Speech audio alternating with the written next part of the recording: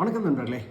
இன்றைக்கி வந்து ஒரு முக்கியமான விஷயத்தை பற்றி பேச போகிறோம். என்னென்னு பார்த்தீங்கன்னா, நேற்று வந்து நம்ம நண்பரோட மகன் ஒருத்தன் வந்து இறந்துட்டார். அவர் பார்த்தீங்கன்னா வயசு வந்து பார்த்தீங்கன்னா கிட்டத்தட்ட ஒரு 18 வயசு தான். இப்போ தான் +2 முடிச்சு காலேஜ் ஃபஸ்ட் இயர் ஜாயின் பண்ணுறது சுச்சுவேஷனு.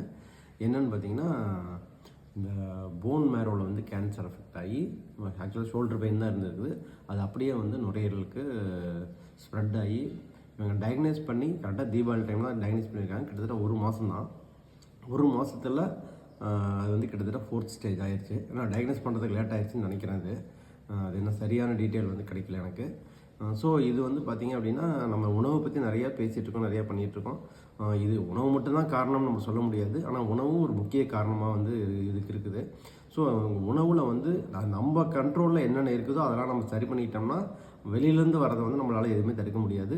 ஸோ நம்மளுடைய கண்ட்ரோலில் உணவு இருக்குதுங்கிறப்ப அந்த உணவை வந்து நம்ம சரியான முறையில் எடுத்துக்கிட்டோம் அப்படின்னா நம்மளுடைய வாழ்நாளை வந்து